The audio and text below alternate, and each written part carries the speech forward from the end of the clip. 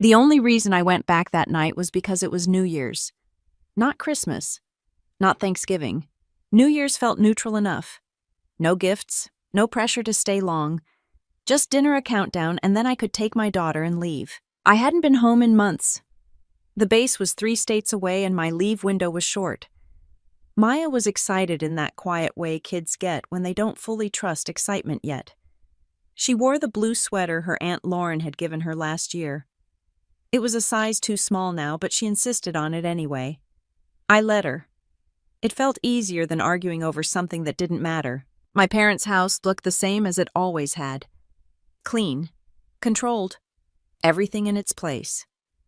Lauren's car was already in the driveway. Of course it was. She lived 10 minutes away.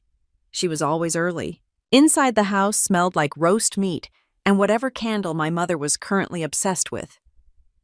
Lauren's voice carried from the kitchen loud and confident, telling a story no one else could interrupt. My mother laughed at the right moments. My father sat at the table nodding a long fork already in hand, like he was waiting for permission to start eating. No one noticed us come in right away. Maya stayed close to my side. She always did in rooms like that. Big rooms, loud adults. Too many rules she didn't understand but somehow knew she was supposed to follow. Lauren finally turned and saw us. Her smile was quick and tight. "Hey," she said, like we were coworkers running into each other at the grocery store. She bent down and kissed Maya on the top of the head, then stood up straight again and went right back to her story. I didn't comment. That was our dynamic. She talked, I listened. It had been that way since we were kids. Dinner was already set when we sat down. There were assigned seats, even though no one ever said they were assigned. Everyone just knew where they belonged. Lauren sat at the head of the table near my father. Her son sat next to her. My mother took the opposite side.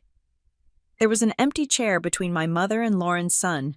Maya hesitated for half a second, then sat in the empty chair. That was it. That was the mistake. Lauren stopped talking mid-sentence. The room didn't go quiet right away. It was more like the sound drained out slowly, like someone turning down a volume knob. Lauren looked at Maya, then at the chair, then back at Maya again. "No," she said. "Just that. Flat. Not there." Maya froze. She looked at me confused, already pulling her hands into her lap. "That seat is for family," Lauren said. I opened my mouth, but before I could say anything, Lauren took a step forward and put her hand on the back of Maya's chair. She didn't yank it. She didn't shove hard. She pushed just enough. The chair tipped. Maya went down with it. Her knee hit the floor first, then her hands, then the side of her hip. The sound wasn't loud. That's what stuck with me. It was dull. Like furniture being dropped, not a person. For a split second, no one moved. Not my mother, who was close enough to reach out. Not my father, who watched the whole thing with his fork still in his hand. Not Lauren, who stood there with her arms crossed like she was waiting for someone to fix a problem she'd already decided wasn't hers. Maya didn't cry right away. She sat there on the floor, eyes wide, breathing fast, trying to understand what she'd done wrong. "That seat is for real family," Lauren said. "Move." The word real hung in the air longer than anything else. I stood up. My chair scraped loudly against the floor. That sound finally got everyone's attention. My father flinched like the noise bothered him more than what had just happened. I crossed the room in 2 steps and knelt in front of Maya. Her knee was already red. She grabbed onto my sleeve like she thought the ground might move again. "I've got you," I said. I didn't raise my voice. I didn't need to. I helped her up slowly. She leaned into me light and careful, like she was trying not to take up space. My mother finally spoke. "Let's not make this a thing," she said quickly. "It's New Year's." Lauren rolled her eyes. She should have known better. I looked around the table, at the faces I'd known my entire life, at the people who had watched my child hit the floor and decided silence was easier. That was when something clicked. Not anger, not shock, just clarity. I picked up my coat with one hand, Maya still pressed against my side. I reached into my bag and pulled out my phone. I didn't wave it around. I didn't threaten anyone. I looked directly at Lauren. "You'll hear from counsel," I said. 4 words. Calm, even. The same tone I used in briefings when something had already gone wrong and pretending otherwise would only make it worse. The effect was immediate. Lauren's face drained of color. Not confusion, Not anger, recognition. My mother's hand jerked and her wine glass tipped over red liquid spreading across the tablecloth. My father stared at me like he was trying to calculate something and coming up short. No one followed us to the door. Maya didn't say anything as I helped her into the car. She buckled herself in without being asked. Her hands shook just a little as she pulled the strap across her chest. I started the engine and pulled away from the house. The light stayed on behind us. No one waved. No one called. Halfway down the street, Maya spoke. Her voice was small but steady. "Mom," she said, "did I do something wrong?" I tightened my grip on the steering wheel, kept my eyes on the road, and said the truth as clearly as I could. "No," I said. "You didn't." She nodded like she wanted to believe me but wasn't ready yet, and turned to look out the window as the neighborhood slid past us. House after house lit up for a new year that had already started without us. I didn't turn the radio on. I kept both hands on the steering wheel and drove the long way back the route with fewer stoplights, the one I usually took when I needed time to think without actually stopping. Maya watched the houses slide past the window, her forehead resting lightly against the glass. The neighborhood decorations blurred into strings of white and gold. She traced a finger along the edge of her seatbelt, slow and careful, like she was double-checking that it was really there. The heater kicked on, then off again. The car made its normal sounds. Nothing was broken. That somehow made everything worse. I glanced at her knee when we stopped at a red light. The fabric of her leggings had darkened where she'd fallen. She noticed me looking and pulled her leg back a little. "It's fine," she said quickly. That word again, fine. Kids learn it early. "Does it hurt?" I asked. She shrugged. Not a dramatic shrug, just enough to end the question. I nodded and waited for the light to change. A few blocks later, she spoke again. "Mom," she said, "did I mess up?" "No," I said immediately. She didn't respond. She just kept staring out the window. Another light, another stop. I could feel the weight of the silence pressing down between us, heavy but controlled the way it gets in briefing rooms, right before someone says something that changes the plan. "Was it because I'm not real family?" she asked. I pulled over. I didn't slam the brakes or throw the car into park dramatically. I signaled, eased over, and stopped under a streetlight like I was following a checklist. Hazard lights on. Engine running. I turned toward her fully. "No," I said. "I didn't rush it. You are my family. You didn't do anything wrong. What happened back there wasn't about you." She studied my face, searching for cracks. Kids know when adults are lying. They know when words are being used as padding instead of answers. Then why did she say that she asked? I took a breath. Not a deep one. Just enough to keep my voice steady. "Because some people decide who belongs based on things that don't actually matter," I said. "And they don't like it when they don't get to decide." She considered that, then nodded once like she was filing it away for later. We drove the rest of the way in silence. At the apartment, I carried her up the stairs, even though she was perfectly capable of walking. She didn't argue. She wrapped her arms around my neck and went quiet, her weight familiar and grounding. Inside, I set her on the couch and grabbed the first aid kit from the kitchen drawer. Ice pack, paper towel. I knelt in front of her and rolled up her leggings carefully. The knee was swollen now. Not alarming, but not nothing. I pressed the ice against it. She hissed, then relaxed when the cold settled in. "Sorry," she said, "for what I asked." She shrugged again. "For making it weird." That one landed harder than the question in the car. I looked at her. Really looked at her. 8 years old already apologizing for other people's behavior. "You don't apologize when someone hurts you," I said. "Ever." She nodded, but her eyes stayed fixed on the ice pack, like she was waiting for the pain to prove me wrong. After that, we moved through the night on autopilot. Shower, pajamas, hot chocolate with too many marshmallows because rules had already failed us for the day. She curled up next to me on the couch while a movie played that neither of us really watched. Her head rested against my shoulder light, but insistent like she needed to know I was still there. When she finally fell asleep, I carried her to bed and tucked her in carefully, making sure the blankets didn't press against her knee. I stood in the doorway for a moment longer than necessary, listening to her breathe steady and slow. Then I went back to the kitchen and sat down at the table alone. The apartment was quiet in a way that felt earned. No raised voices, no tension humming under the surface. Just the soft tick of the clock on the wall. I took out my phone and opened the Notes app without really thinking about it. Old habit. When something went wrong on base, you didn't trust memory. You wrote it down while it was still clean. Time, location, who was there. I typed the date. New Year's Eve. I added the address. I listed names. I paused, then added one more line. Maya fell. No assistance offered. I stared at the words for a long moment, then locked the phone and set it face down on the table. I didn't feel angry. That came later. What I felt then was something quieter and more dangerous. The same feeling I got when a system wasn't working the way it was supposed to, and everyone else was pretending it was fine because fixing it would be inconvenient. I stood up and opened the cabinet under the sink, pulling out the folder where I kept important papers. Lease, insurance, medical records. I added the urgent care receipt from Maya's last visit, sliding it into the front pocket. Not because I planned to use it, because I didn't plan to ignore it. My phone buzzed on the counter. Lauren. I didn't open the message. I didn't need to. Whatever it was too late for explanations. A second buzz. My mother this time. I turned the phone face down again. In the bedroom, Maya shifted in her sleep and murmured something unintelligible. I waited until she settled, then closed the door softly behind me. Back at the table, I opened my laptop and logged into the account I hadn't checked in months. The one I used to keep track of everything that mattered when I wasn't around. Balances loaded slowly. Numbers appeared. Normal, mostly. One line caught my eye. Then another. I leaned closer, fingers hovering over the trackpad, and scrolled. It wasn't a big difference. Not the kind that sets off alarms.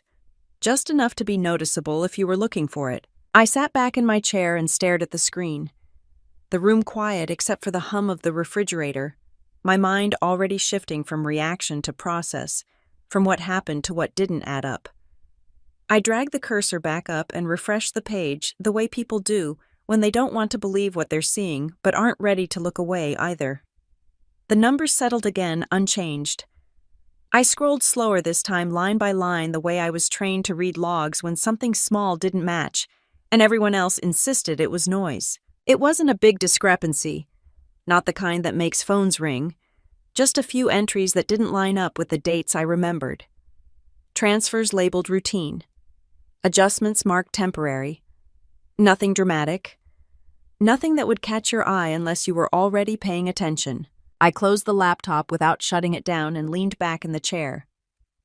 The kitchen light hummed faintly. I could hear the neighbor's TV through the wall. Normal sounds. Normal night. I told myself not to jump to conclusions. That had always been my rule. Facts first. Feelings later. Still, my jaw stayed tight. Growing up, I learned early how to read rooms. How to tell when a conversation wasn't meant for me, even if my name was in it. Lauren never had to do that. She walked into spaces like they were built for her. People adjusted. Chairs moved. Expectations softened. When we were kids, it showed up in small ways. She got called on first. She got praised for things I got corrected for. If she was late, it was because traffic was bad. If I was late, it was because I didn't plan well. My parents never said they preferred her. They didn't need to. Preference has a tone, a rhythm. You feel it long before anyone admits it. When I left for basic training, my father shook my hand and told me to make him proud. Lauren cried and promised to visit. She never did. When I came home on leave years later, she joked about how strict I'd gotten. How serious. Like discipline was a personality flaw. After Maya was born, the distance widened. Lauren had opinions about schedules, about childcare, about how hard it must be to be gone so much. My mother nodded along, offering solutions that always involved Lauren stepping in. I can help with paperwork, Lauren said once when I mentioned how much there was to manage while deployed. You don't need to worry about that stuff. At the time, it sounded like support. I stood up and poured myself a glass of water, then didn't drink it. My phone buzzed again on the counter. I ignored it and picked up the folder from under the sink, instead setting it on the table and flipping it open. Birth certificate. Insurance cards. A few old letters from the VA that I'd never thrown out because they felt important even when I didn't fully understand them. I checked the addresses. One of them was wrong. Not wildly wrong. Just an old one. A place I hadn't lived in for years. a place Lauren used to pick up mail for me when I was overseas, because it was easier than forwarding everything properly. I felt a familiar shift in my chest. The one that happens when you realize the problem isn't a single mistake, but a chain of small decisions no one thought you'd ever follow. I went back to the laptop and logged in again, this time pulling up the full history instead of the summary view. It took longer to load. I waited without tapping my foot or checking my phone, hands flat on the table. Dates, amounts, notes. There it was again. A withdrawal tied to a category that didn't make sense. Not illegal, not obvious, just wrong. I opened another tab and checked a different account. Same pattern. Small. Spread out. Easy to explain away if you wanted to. I thought about Lauren's house. The renovations she'd mentioned offhand at dinner months ago. The new countertops she laughed about because they were a splurge. I'd smiled and said something polite, the way you do when you don't want to count other people's money.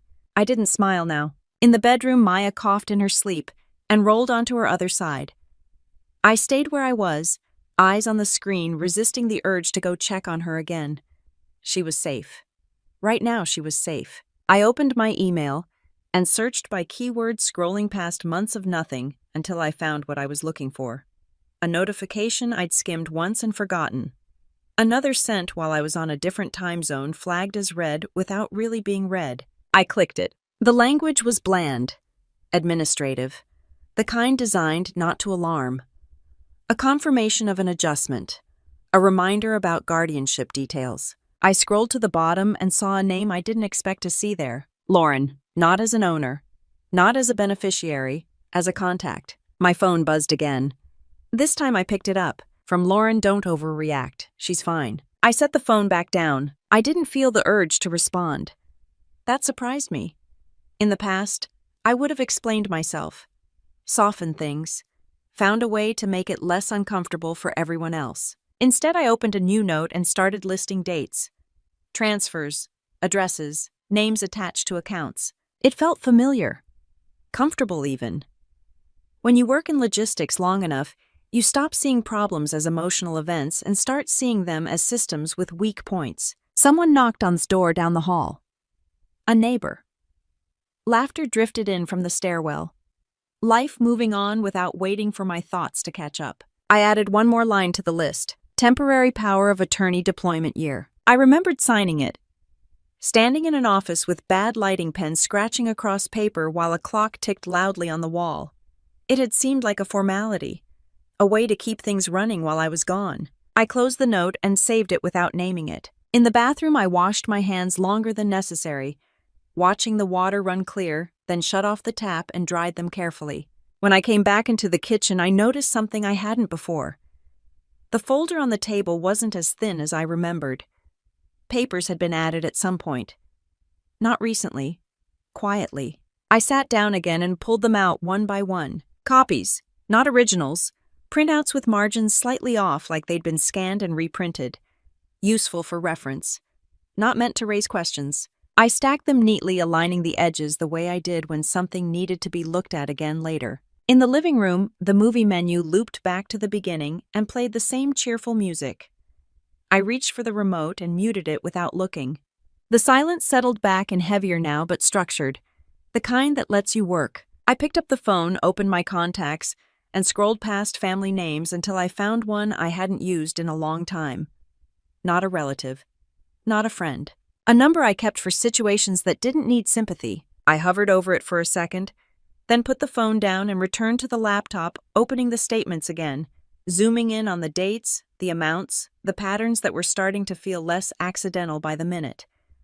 I clicked into the detailed view and adjusted the date range, stretching it back year by year until the screen filled with rows that looked identical at first glance.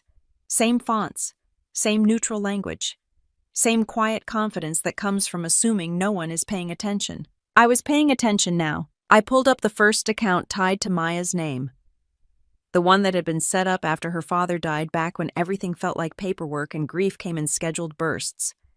That account was supposed to be boring, stable, untouched, unless something truly went wrong. The balance wasn't zero. That was the problem. It was lower than it should have been, but not low enough to scream. I opened the transaction history and started reading from the oldest entry forward. Small withdrawals. Irregular timing. Always explained. Always labeled. Household support. Emergency expense. Temporary transfer. I did the math in my head as I scrolled. Not totals. Patterns. How often? How consistent? How careful? This wasn't someone panicking. This was someone pacing themselves. I opened a second account. Different purpose. Different funding source. Same drift. The numbers moved in a way that felt familiar, like watching supplies disappear slowly from a warehouse because someone was skimming just enough to stay invisible. I leaned back and rubbed my eyes, then sat up straighter and kept going. The insurance payout from her father's service had been handled years ago. That money was supposed to sit untouched, growing quietly until Maya was old enough for it to matter. It hadn't vanished. It had thinned. Enough to be useful to someone who knew how to justify it. Not enough to trip alarms. I scrolled down to the notes attached to one of the transfers and recognized the phrasing immediately. Family support. Lauren's favorite words. I pulled up the college savings plan next. The 529 I'd set up before Maya could even spell her name. That one hurt more than the others. Not because the balance was lower, but because the withdrawals were tied to dates I remembered clearly. The summer Lauren remodeled her kitchen. The fall she replaced her car. The winter she joked about finally catching up after a tough year. I closed that tab and opened the last account on the list. The one tied to monthly survivor benefits.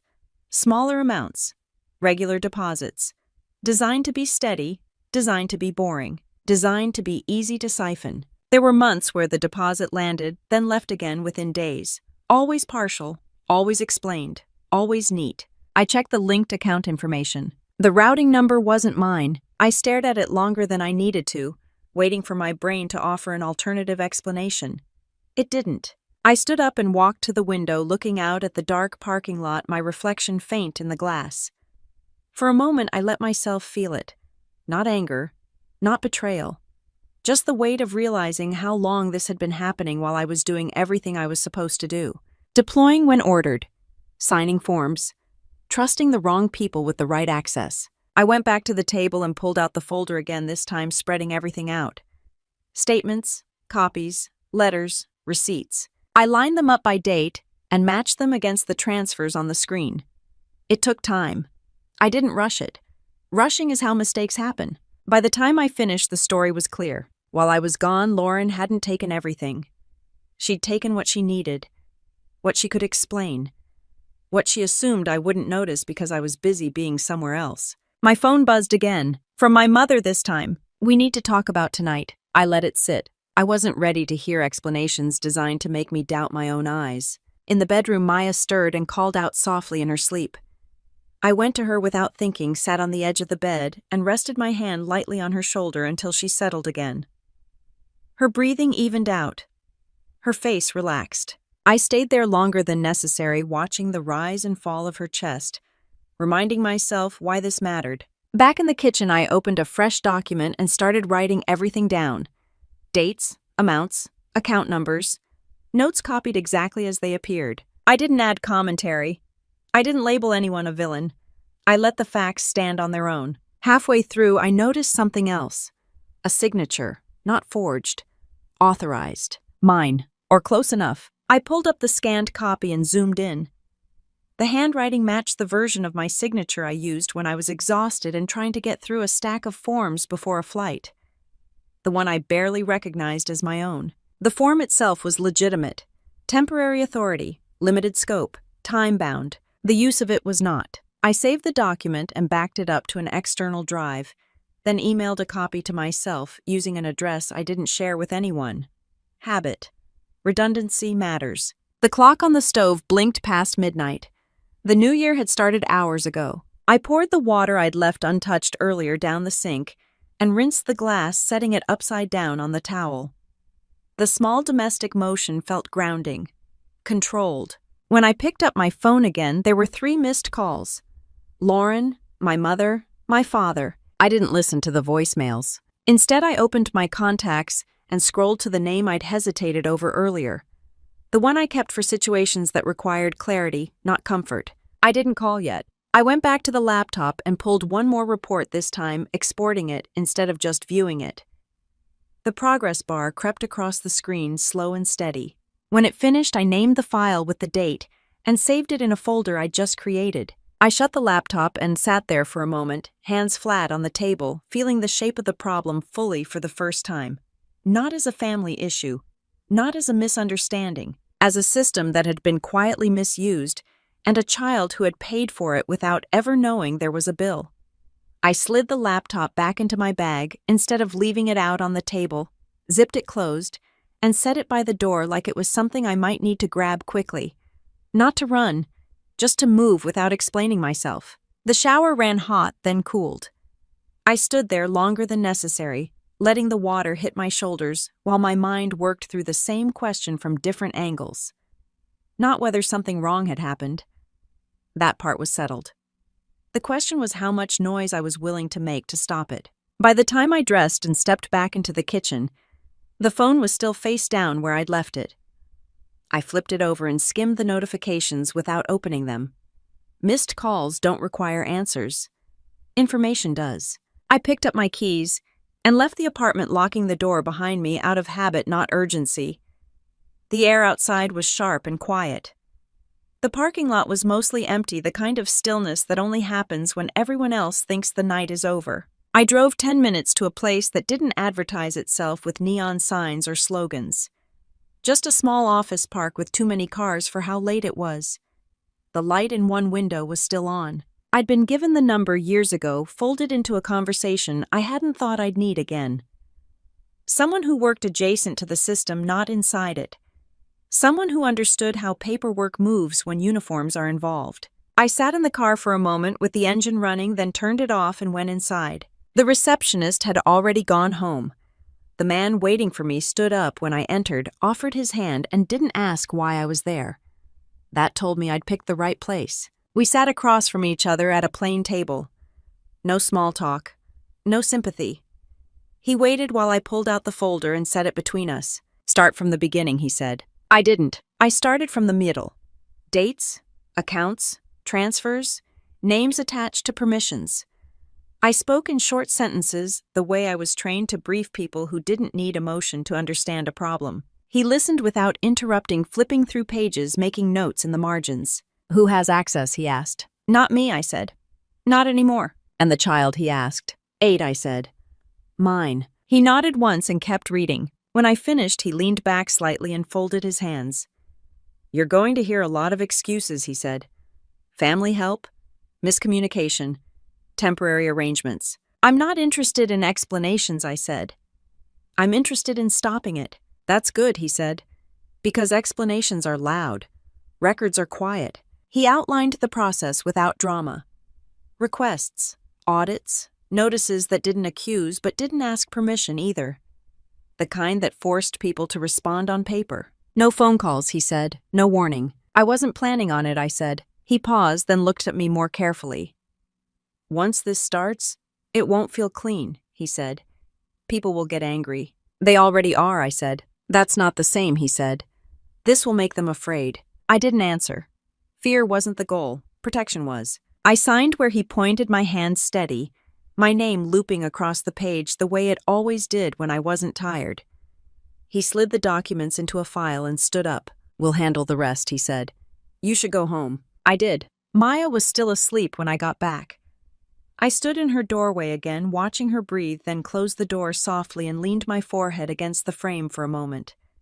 Not because I was overwhelmed, because this was the last quiet moment I'd have for a while. The phone started ringing the next morning before I'd finished making coffee. Lauren first. I let it ring, then my mother, then my father. I poured the coffee, took a sip, and finally answered when the number I didn't recognize came through. This is ridiculous, my mother said without preamble. You embarrassed everyone. I wasn't the one who pushed a child, I said. She fell, Lauren said in the background. You're twisting it. I didn't respond. Silence does strange things to people who expect resistance. You don't need to involve outsiders, my father said. We can handle this privately. I am, I said. Privately. I hung up before they could decide who would speak next. By noon, the messages changed tone. Concern. Worry. Confusion about why accounts were suddenly locked and letters were arriving that asked questions no one wanted to answer. Lauren showed up at my apartment that afternoon. I didn't open the door right away. I checked through the peephole first, then opened it just enough to hear her without inviting her in. "You've gone too far," she said, arms crossed, voice low. "This affects all of us." "It affects my daughter," I said. "That's the part you missed," she scoffed. "You weren't even around half the time. Someone had to manage things." "You managed yourself," I said. Her face hardened. "Don't pretend this isn't about money. It's about access," I said. "And you don't have it anymore." She leaned closer. "You think you're untouchable because of your job." I smiled slightly. Not because it was funny. Because it was wrong. "I think paperwork matters," I said. She stared at me for a long second, then stepped back. "You're tearing this family apart," she said. I closed the door. Inside, Maya sat at the table, coloring her knee propped up on a chair. She looked up when she heard the lock click. "Was that Aunt Lauren?" she asked. "Yes," I said. "Is she mad?" she asked. I considered the question, then answered honestly. "She's upset she doesn't get to decide things anymore." Maya nodded like that made sense and went back to coloring, pressing the crayon harder than before, the paper holding steady under her hand. Later that evening, an email arrived confirming receipt of the requests. Formal language, clear timelines, no opinions. I forwarded it to a folder I'd already labeled and shut the laptop without rereading it. The apartment settled into its normal sounds again. Dishes drying, pipes ticking, Maya humming quietly in her room as she got ready for bed. I sat at the table, hands resting on the wood, and waited for the system to do what it does when someone finally asks it the right questions in the right order. The first envelope arrived while I was brushing Maya's hair, the paper thick and official enough to feel heavy even before I opened it. I set it on the counter, finished the braid, and tied it off like nothing else existed. "Too tight?" I asked. She shook her head. "It's good." I kissed the top of her head and sent her to grab her backpack. The envelope stayed where it was until the door closed behind her and the apartment went quiet again. Inside was exactly what I expected. Polite language, careful phrasing, a request for clarification framed as concern. The kind of letter that pretends to be neutral while letting you know someone has started telling a story without you in it. By noon, 3 more had arrived. Different senders, same tone. I laid them out on the table in a neat row and read them once, then again, not for content but for patterns. Words repeated, phrases mirrored. Someone had coordinated this. My phone buzzed. A cousin I hadn't spoken to in years, just checking in. "Heard things are rough." A family friend, "Are you doing okay?" "Your mom sounds worried." Worried, not angry, not confused. Worried is what people say when they want to sound reasonable while questioning your judgment. I set the phone down and opened the next letter. This one mentioned stress, deployment, adjustment difficulties. There it was. Lauren didn't call me crazy. She didn't have to. She just suggested concern and let everyone else fill in the blanks. By the time Maya got home from school, the narrative had spread. Quietly, efficiently, the way gossip always does when it wears a mask of care. I made dinner like nothing was wrong. Simple: chicken, rice, steamed vegetables. Normal food for a normal night. Maya talked about a science project. I nodded, asked questions, listened. After dishes, I checked my email again. A message from Lauren's number came through, but it wasn't from her. It was forwarded. Someone else's words. "We're worried Erin isn't handling things well. She's been under so much pressure. Maybe this isn't the best time for her to make big decisions." I stared at the screen until the words stopped blurring. I'd heard variations of that sentence my entire career. When women don't react the way people expect, concern becomes a weapon. I forwarded the message to my attorney without comment and deleted it from my inbox. That night, Maya climbed into my bed without asking. She didn't say anything, just curled up on her side and pressed her feet against my legs like she needed the contact to ground herself. I let her stay. In the morning, there was another letter. This one from a different office. Same suggestions, same coded language. They weren't accusing me of anything directly. They were laying groundwork. I called the attorney on my way to work, hands steady on the wheel. "They're implying I'm unstable," I said. "They always do," he said. "It's lazy and it backfires if you don't take the bait." "I'm not," I said. I know, he said. So don't try to prove it. Keep doing exactly what you're doing. At lunch, my father finally called. I answered this time. This has gone far enough, he said without greeting.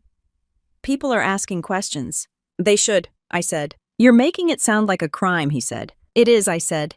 Just not the one you're used to defending. He exhaled sharply. Lauren was helping, he said. You weren't here. I was deployed, I said. That's not the same thing. Silence stretched on the line. You're not thinking clearly, he said finally. After everything you've been through. There it was again. I ended the call. By the end of the week, the whispers turned into invitations I didn't accept. Coffee? Lunch? Let's talk this out. The people who wanted access to my emotions, now that they thought reason might not work. I didn't go. Instead, I organized. I scanned every new piece of mail. I logged dates and times of calls I didn't answer. I saved voicemails without listening to them, labeling each file carefully. The system thrives on documentation. Feelings don't survive audits. Paper does. Lauren showed up again on Saturday, this time with my mother. I didn't let them in. We just want to talk, my mother said through the door, voice tight. This isn't like you. It is, I said from the other side. You just didn't notice before. Lauren laughed, sharp and humorless. You think this looks good for you? Dragging everyone through this? Making people uncomfortable. I'm comfortable, I said. That's new for me. My mother started crying then. Real tears this time. Or close enough. You're hurting us, she said. I rested my forehead against the door. Not in surrender. In patience. You watched my daughter hit the floor, I said. You didn't ask if she was okay. That's when you made your choice. There was a pause. A shuffle. Lauren muttered something I couldn't hear. We're trying to protect Maya, my mother said. I smiled despite myself. No, I said. You're trying to protect yourselves. When they left, the hallway felt lighter. That afternoon, a formal notice arrived confirming temporary restrictions on access to certain accounts pending review. No blame, no drama. Just limits. Lauren called 5 minutes later. This is harassment, she said. You're attacking me. You had access you weren't supposed to have, I said. Now you don't. You think they're going to side with you, she said. After everything, after your record. My record is clean, I said. That's why this is working. She hung up on me. That night, Maya asked if we were going to see Grandma again. Not for a while, I said. Did I do something wrong, she asked. I set my fork down and looked at her. No, I said. You did exactly what you were supposed to do.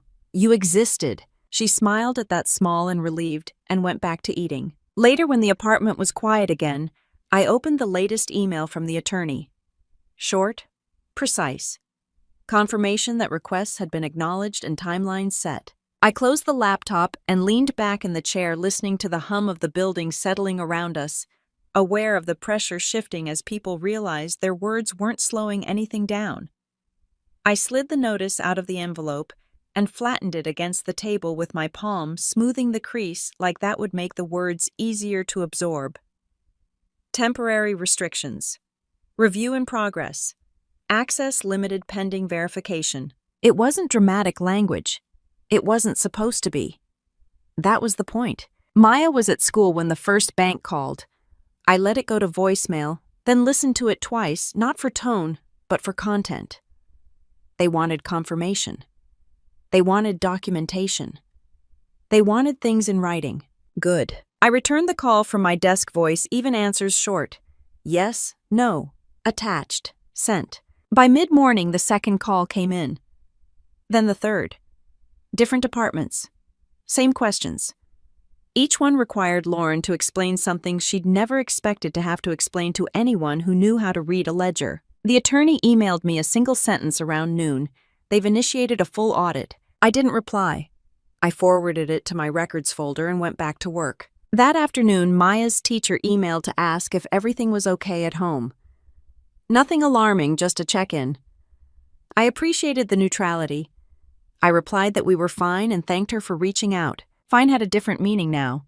It meant contained. When I got home, there were 2 more envelopes waiting by the door. Certified. I signed for them, stacked them neatly on the counter, and started dinner like any other night. Pasta. Jarred sauce. Easy. Lauren didn't wait long. She called while the water was boiling. What did you do? She demanded. I asked questions, I said. You froze accounts, she said. I can't access anything. That's what happens when auditors get involved, I said.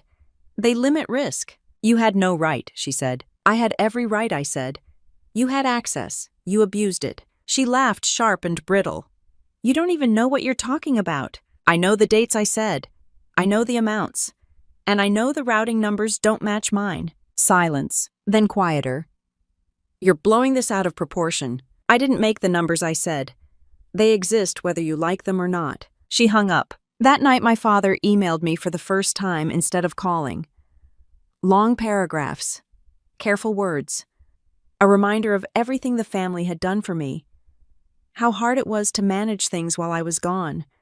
How grateful I should be. I read it once and archived it without responding. The next morning, an alert hit my phone before I'd finished my coffee. A transaction attempt had been declined. I didn't smile. I noted the time. The audit moved faster than I expected. Not because anyone was rushing, because the trail was clean. Transfers matched expenditures. Explanations repeated. Patterns held. By the end of the week, the attorney sent me a preliminary summary. Nothing official yet, just enough to confirm what I already knew. Unauthorized use. Commingled funds. Repeated over multiple years. Not a misunderstanding.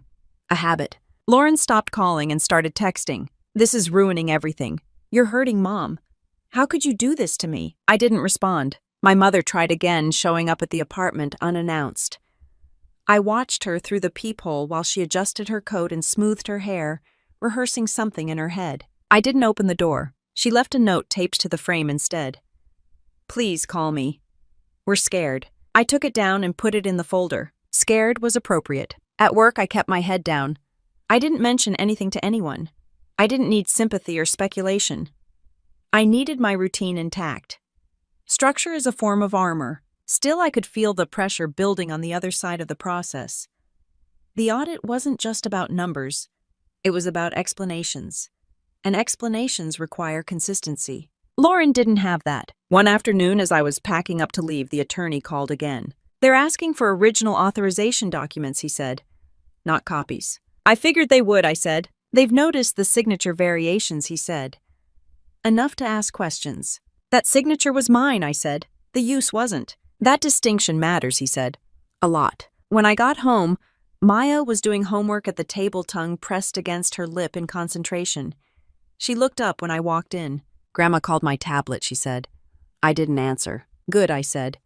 You don't have to. She sounded upset, Maya said. People get upset when they lose control, I said. It doesn't mean you did anything wrong. She nodded and went back to her math. Later, while she was brushing her teeth, my phone buzzed again. Unknown number, I answered. This is ridiculous, Lauren said. Her voice was different now. Lower, tired. They're asking me to explain things I don't remember. Then you shouldn't have done them, I said. You think this makes you better than me? She snapped. I think it makes me careful, I said. You always thought you were smarter, she said. I think I was paying attention, I said. She started crying then. Not the dramatic kind. The quiet, angry kind that comes when someone realizes the ground is shifting under them and there's nothing left to grab. You're going to take everything from me, she said. I'm taking nothing, I said. I'm returning it to where it was supposed to be. She hung up without another word. That night after Maya fell asleep, I spread the latest documents across the table again. New annotations, requests for clarification, deadlines. The audit had moved from internal review to formal reconciliation. The language tightened.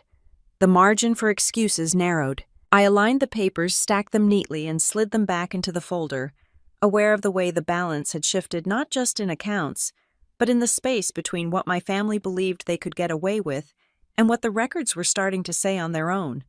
The courthouse smelled like disinfectant and old paper, the kind of place where nothing personal mattered unless it could be proven.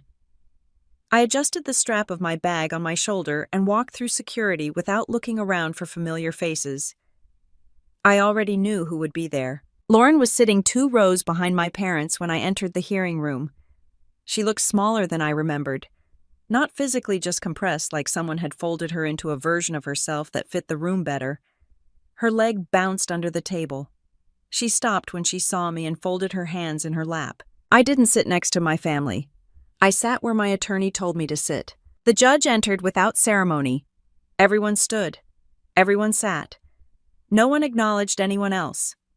It was efficient in a way family never is. The first few minutes were procedural. Names on record. Case numbers. Clarifications. The kind of language that sounds harmless until you realize it's cutting away everything that isn't relevant. Lauren's attorney spoke first. Calm. Polished. He framed the issue as confusion. Overlapping responsibilities. A family trying to support a child while her mother was frequently absent due to military obligations. I kept my eyes on the table. When my attorney stood, he didn't argue tone. He didn't correct the story emotionally. He corrected it chronologically. Dates, amounts, authorizations. The same timeline I'd built at my kitchen table now projected on a screen where no one could look away. The judge leaned forward slightly. "Let's be clear," she said. "This is not a question of intent at this stage. This is a question of access and use." Lauren's attorney nodded quickly as if that was acceptable. It wasn't. The auditor's report was introduced next. Neutral language. No accusations. Just documentation. Patterns.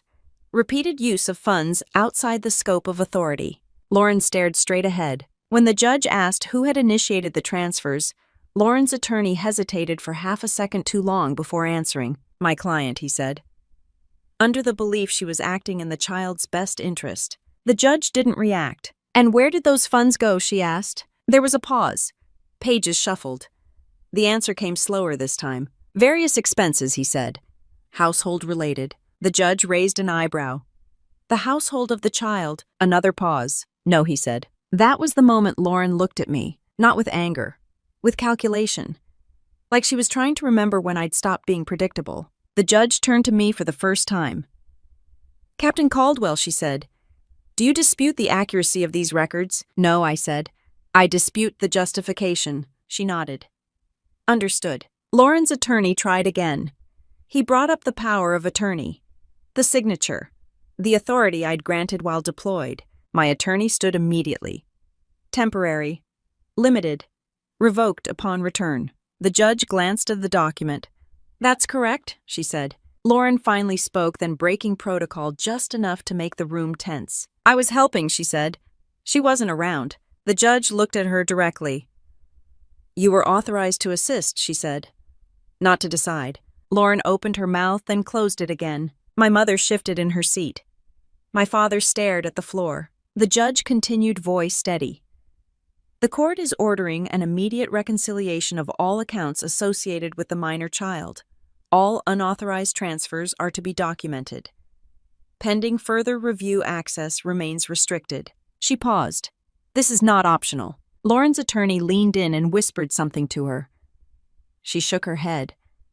Slightly eyes fixed on the table now. As people began gathering papers, the judge added one more thing. "I will remind all parties," she said, "that this court's interest is the welfare of the child. Not family harmony.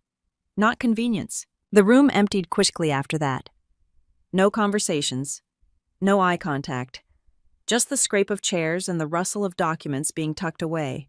Outside, Lauren caught up to me near the elevators. "You didn't have to do it like this," she said quietly. "This is the only way you listen," I said. "You always think you're right," she said. "I think records matter," I said.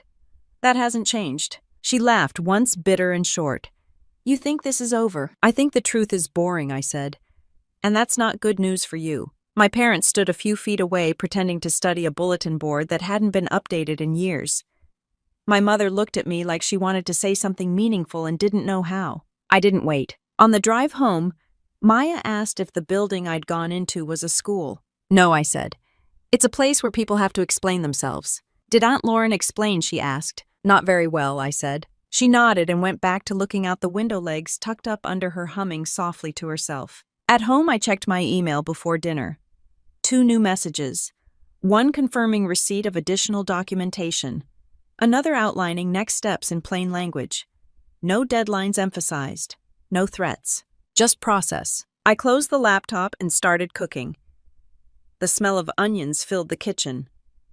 Maya set the table without being asked, careful with the plates lining them up evenly. While we ate, my phone buzzed once with a message from an unknown number. This didn't have to happen. I set the phone face down and kept eating, aware of the way the day had shifted something fundamental. Not with a bang, but with the quiet, relentless movement of facts settling into places they could no longer be argued out of. I folded the court notice once, then again, not because it needed folding, but because my hands needed something to do. The paper was heavier than it looked, the kind of weight that doesn't come from ink, but from what it confirms. Maya was at the table, finishing breakfast, swinging her legs gently under the chair. She watched me out of the corner of her eye, pretending not to. "Is that from the Explain Yourself building?" she asked. "Yes," I said. "Is it bad?" she asked. "No," I said. "It's clear." That seemed to satisfy her. She went back to her cereal like clarity was enough to keep the day on track. The final hearing didn't look any different from the first one. Same room, same tables, same neutral walls that refused to take sides. The difference was in the way everyone sat. Lauren didn't bounce her leg this time. She sat stiff, shoulders tight, jaw clenched like she was holding something back. My parents looked older, not dramatically, just worn like people who had spent months pretending nothing was wrong and were finally running out of energy. The judge didn't waste time. She summarized the findings in a voice that never rose or softened. Unauthorized transfers, repeated misuse, lack of documentation supporting claims of necessity, clear deviation from fiduciary duty. Lauren's attorney tried one last angle. Family context, good intentions, shared responsibility. The judge stopped him with a raised hand. "Intent doesn't replace obligation," she said. "And family doesn't excuse mismanagement." She turned to Lauren. "You were trusted with access," she said. "You treated it as ownership." Lauren shook her head slightly like she wanted to disagree but couldn't find the words. The ruling came next. Restitution. Full reimbursement of diverted funds. Interest. Legal fees. Removal from any role involving financial authority over the child. It wasn't dramatic. No gavel slam. Just sentences laid out cleanly, one after another, each one closing a door Lauren had assumed would always be open. My mother let out a small sound that might have been a breath, or might have been a sob. My father didn't move at all. The judge finished with a reminder that sounded less like advice and more like fact. "This court is not interested in repairing relationships," she said. "It exists to protect minors and enforce the law." That was it. Outside, Lauren stopped me again, this time in the parking lot. Her face was red, her voice tight. "You won," she said. "Is that what you wanted?" "I wanted my daughter protected," I said. "This was the result of your choices." "You could have handled this quietly," she said. "I did," I said. "For years." My father approached, then hands shoved into his coat pockets like he didn't know what to do with them anymore. "You didn't have to take everything," he said. "I didn't take anything," I said. The court returned what was taken. He looked at me like he wanted to argue and couldn't find a place to start. On the drive home, Maya was quiet. Not withdrawn, just thoughtful.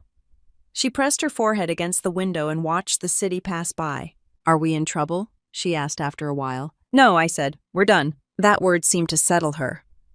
She nodded and leaned back in her seat, eyes closing for a moment, like her body had finally decided it could rest. The money didn't arrive all at once. It came in structured deposits, each one confirmed with an email and a reference number. I checked every entry carefully, not because I expected another trick, but because I was done trusting without verifying. I paid off what needed to be paid. Medical bills, fees, the small things that add up when you're busy surviving. I set the rest aside in accounts that required my approval and no one else's. Layers of access, layers of documentation. Lauren stopped contacting me after the first payment went through. My mother tried once more, sending a long message about regret and misunderstanding. I read it, then archived it without replying. Understanding wasn't the issue. Accountability was. One evening while I was sorting through mail, Maya wandered into the kitchen and leaned against the counter. "Are we still family with them?" she asked. I thought about the question longer than she probably expected. "We're related," I said. "But family is who keeps you safe." She nodded slowly, absorbing it, then smiled like she liked the answer. Later that night, my phone buzzed with a final message from my father. "You've changed." I stared at it for a long moment before typing back. "I learned." I turned the phone off and set it in the drawer. The apartment quiet around me, aware of the way something heavy had finally shifted, not with forgiveness or closure, but with the simple, undeniable fact that silence had a cost, and someone else had finally been forced to pay it. I moved the last box into the trunk, just as the sun started to clear the roofline of the building across the street. It wasn't a dramatic move. No arguments, no speeches, just a change of address and fewer keys on my ring. Maya sat on the curb with her backpack beside her, swinging her legs, and eating a granola bar like this was any other morning. She watched the movers finish up, then looked back at me. "Is this the new place?" she asked. "Yes," I said. "Closer to base, better locks." She nodded, satisfied with that level of detail. The new apartment wasn't bigger. It was brighter. More light in the mornings. Fewer corners that held echoes. The kind of place where you didn't feel watched by old expectations the moment you walked in. We unpacked the essentials first. Beds, dishes, the box labeled school that I'd packed myself to make sure it didn't disappear. Maya claimed her room, immediately dropping her backpack on the floor and spreading out on the carpet like she was testing the space. "I like it," she said. "It's quiet." That mattered more than square footage. The routine settled quickly. Morning alarms. Breakfast that didn't feel rushed. Evenings where I didn't brace myself for the phone to ring. I changed my number and didn't tell anyone who hadn't earned it. At work, no one asked questions. I didn't offer explanations. The system respects silence when it's backed by performance. My evaluations stayed clean. My schedule stayed full. The money stayed where it was supposed to stay. I set up accounts that required my approval and no one else's. Alerts for every movement. Paper trails that led exactly where they should. I didn't celebrate when the final confirmation came through. I filed it. Maya stopped asking about her grandparents. Not all at once. Just gradually, like a habit that fades when it's no longer reinforced. She slept through the night. She stopped apologizing for taking up space. One evening, we were at the grocery store, arguing quietly in the cereal aisle about whether chocolate counted as breakfast if you added fruit. She was making a serious case for strawberries. I realized something in the middle of it. I wasn't scanning the room. No tension in my shoulders. No mental checklist of exits. No rehearsed explanations waiting to be deployed. We were just there. That was the victory. The holidays came and went without obligation. We made our own traditions. Pancakes for dinner. Movies we'd already seen. A tree that leaned slightly to the left, no matter how much we adjusted the stand. Maya laughed without checking my face first. One night while we were doing dishes together, she handed me a plate and asked, "What does family mean?" I dried my hands and thought about it. "Family is who keeps you safe," I said. "Even when it's hard. Especially when it's hard." She nodded and went back to splashing water everywhere like 8-year-olds do when they feel secure enough to be messy. I heard things secondhand after that. About downsizing. About awkward holidays. About how Lauren avoided certain stores now. None of it reached me directly. I didn't block everyone. I just stopped participating. Silence, it turns out, can be chosen. One afternoon, months later, a letter showed up from an address I recognized. My mother's handwriting. Careful. Controlled. I opened it, read it once, and set it aside. There were apologies in it. Explanations. Regret that came late and wanted credit for showing up at all. I didn't respond. Maya came home from school that day with a drawing. 2 stick figures holding hands in front of a small house. "That's us," she said. "We look happy." "We are," I said. That night after she fell asleep, I sat on the edge of her bed for a while and watched her breathe. I thought about the version of myself who would have swallowed the shove-made excuses and called it peace. The version who would have taught her daughter that belonging was something fragile and conditional. That woman felt distant now. Not erased, just outgrown. I didn't save my family. I saved my child. And in doing that, I saved myself. The phone buzzed once on the counter while I was making coffee the next morning. An unknown number. I let it ring until it stopped. Outside, the day moved on. Traffic, schedules, normal life. Maya came into the kitchen, hair sticking up, rubbing her eyes. "Mom," she said, "can we have pancakes tonight?" I smiled. "Yes," I said, "we can." I used to think family was something you endured, something you explained away, something you protected even when it hurt you. I don't believe that anymore. This wasn't about winning money or proving anyone wrong. It was about choosing my child over a version of family that demanded silence in exchange for belonging. Family revenge stories don't always end with shouting or apologies. Sometimes they end quietly with boundaries, safety, and a child who finally knows she matters. If this story felt familiar, it's because family drama often hides behind polite words and closed doors. If you're drawn to real revenge stories, family revenge stories, and true family drama, where justice comes without violence, consider subscribing to the channel. These are stories about standing your ground, protecting what matters, and walking away when that's the strongest choice you have.